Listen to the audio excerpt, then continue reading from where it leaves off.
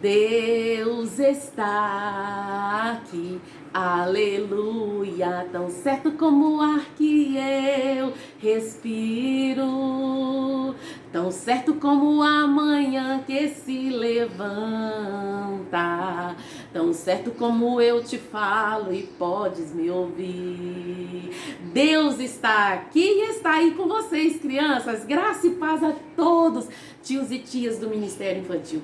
Hoje a tia Leia estará trazendo para vocês uma linda história. E essa história é sobre um pouquinho da vida de Moisés, esse grande líder espiritual, um grande profeta de Deus, foi juiz, legislador. Foi através dele que Deus libertou o povo hebreu da mão de Faraó. Então eu quero contar para vocês um pouquinho dessa história. Peço que vocês peguem suas Bíblias para a gente ler um trechinho dessa história, que diz assim. Abram suas Bíblias lá no livro de Êxodo, 1º, versículo 15, que diz assim: o rei do Egito ordenou as parteiras hebreias, das quais uma se chamava Cifra e a outra Puá, dizendo: quando servirdes de parteiras hebreias, examinai. Se for filho, matai-o. Mas se for filha, que viva. Olha, crianças, que rei maldoso. Ele ordenou às parteiras que matassem todos os filhos das hebreias. Os filhos que nascessem menino era para matar. Mas olha para vocês verem, quando a pessoa é obediente a Deus, elas não fizeram o que esse rei maldoso havia dito. Elas obedeceram à voz de Deus. E é o que nós devemos fazer, ouvir somente a voz de Deus, crianças. Então, crianças, o que acontece? Nesse contexto, nasce Moisés. Moisés que é filho de Joquebede. Então ele nasce e com 3 meses de idade, Joquebede consegue esconder ele até 3 meses. Mas após isso, ela obedece à voz de Deus. Ela sabe que se ele ficasse com ela, ele iria correr perigo. E ela sabia que Deus já havia preparado o futuro para ele. Ela estava assim sofrendo em saber que ela deveria colocar ele num cestinho, colocar ele num rio. Ela sim sofreu, mas ela foi temente e obediente à voz de Deus. Ela não deu ouvido aos seus sentimentos. Ela ouviu e obedeceu à voz do Senhor.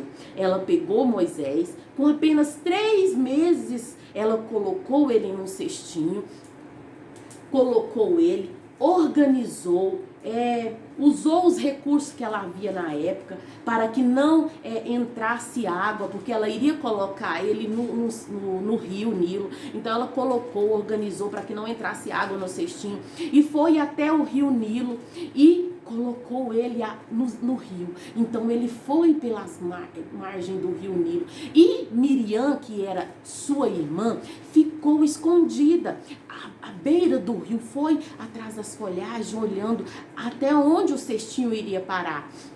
E uma filha de Faraó desceu do palácio, estava indo ao rio tomar banho. E quando ela desceu e estava tomando banho, ela escutou o choro de um bebê que estava no cesto. Quando ela viu o cesto, ela viu que havia uma criança. E quando ela olhou a criança, ela se compadeceu da criança e pegou ela no seu braço. E Miriam, que estava escondida, olhando, observando, chegou e a filha de Faraó falou assim: eu vou ter que arrumar uma pessoa para cuidar, para amamentar ele. E Miriam falou assim: eu sei, eu vou atrás de uma pessoa para você, para cuidar dele, para amamentar.